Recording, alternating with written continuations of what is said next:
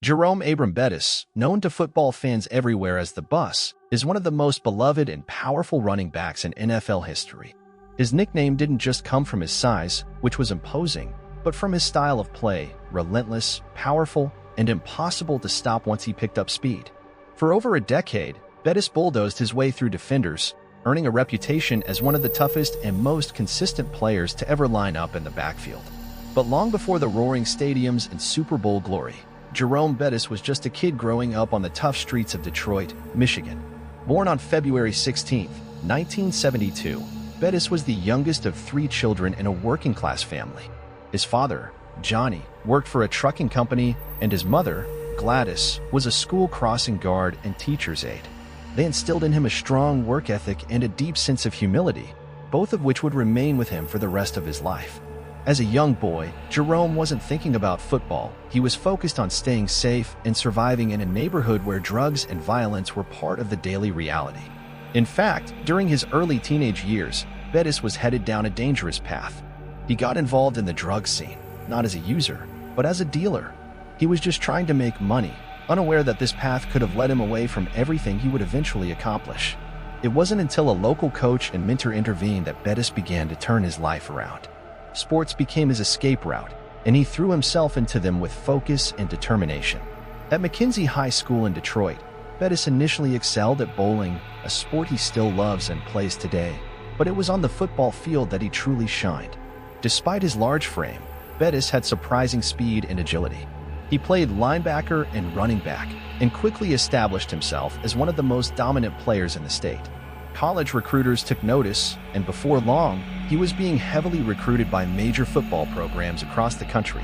Bettis ultimately chose to attend the University of Notre Dame, a decision that would shape the rest of his career. At Notre Dame, he quickly made an impact as a powerful running back. In his freshman year, he was used sparingly, but by his sophomore season in 1992, he had exploded onto the national scene. Bettis rushed for over 800 yards and scored 16 touchdowns, showcasing a blend of speed, strength, and vision that few defenders could match. That same year, in the 1992 Sugar Bowl against the University of Florida, Bettis had one of his most memorable performances. He scored 3 touchdowns in the fourth quarter alone, helping Notre Dame rally to a stunning victory. That game solidified his status as one of the best power backs in the nation and propelled him toward the NFL. In 1993, after his junior season, Bettis declared for the NFL draft. At 5 feet 11 inches and around 250 pounds, he was seen as a bruising, old-school runner, perfect for a team that wanted to control the clock and dominate the line of scrimmage.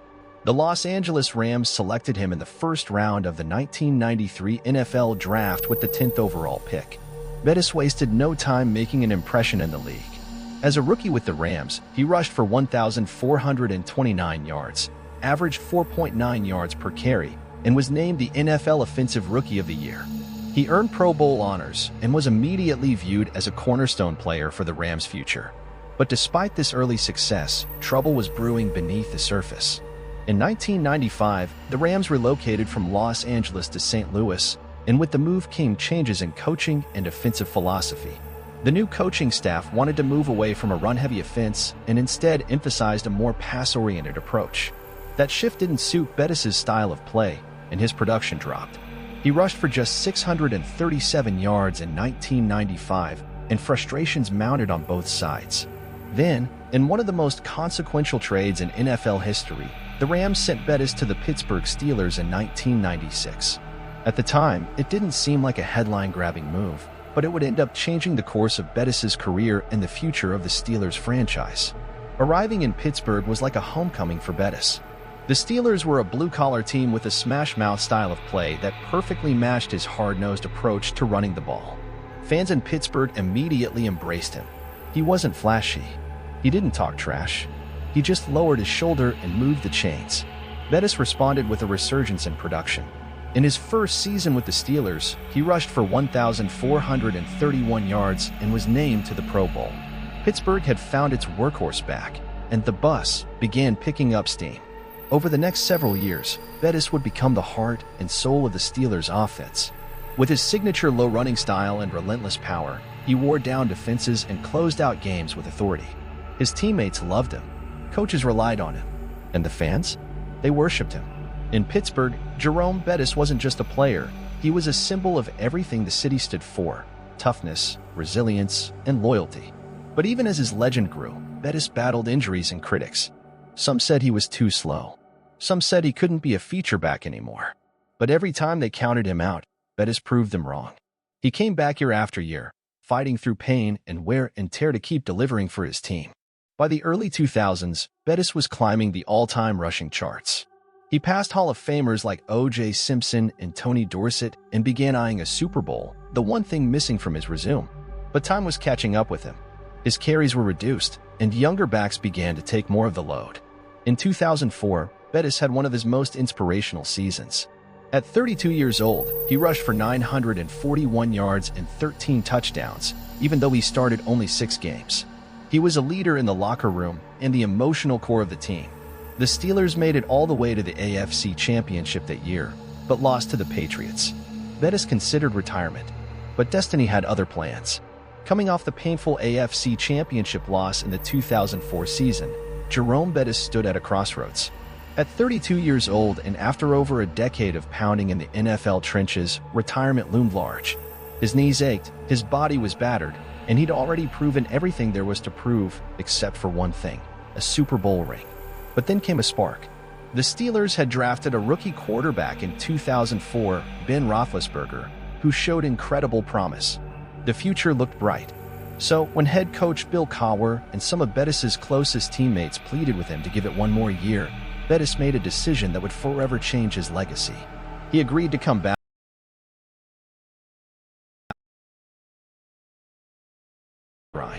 Bettis wasn't the starter anymore. That role belonged to Willie Parker, but he was the closer. When games were tight and the team needed to grind down the clock, they turned to the veteran. Bettis became the hammer that sealed victories, the engine that drove the team emotionally and spiritually. As the season progressed, a storyline began to take shape, one that would end in poetic fashion. The Super Bowl that year was set to be played in Detroit, Michigan, Jerome Bettis' hometown. It felt too perfect to be real, and the team rallied behind that dream. Win it all and send the bus home a champion. The Steelers finished the regular season 11-5 and entered the playoffs as the 6th seed in the AFC, an underdog. No 6th seed had ever made it to the Super Bowl, let alone won it. But Pittsburgh was different. They had the talent, the toughness, and the motivation. They had a team built to defy the odds. The Steelers first knocked off the Cincinnati Bengals, then upset the top-seeded Indianapolis Colts in a wild, unforgettable game that included one of the most dramatic plays in Bettis' career. With Pittsburgh holding a slim lead late in the game, they were on the verge of sealing the win. Inside the 5-yard line, they handed the ball to Bettis to punch it in. But for one of the only times in his career, he fumbled. Colts defender Nick Harper scooped up the ball and had a clear path to the end zone, until quarterback Ben Roethlisberger, in a moment of sheer desperation, made a shoestring tackle that saved the season. Bettis was devastated. Had they lost that game, that fumble might have been the final memory of his legendary career. But they didn't lose. The Steelers survived. The dream stayed alive. Next came the AFC Championship against the Denver Broncos.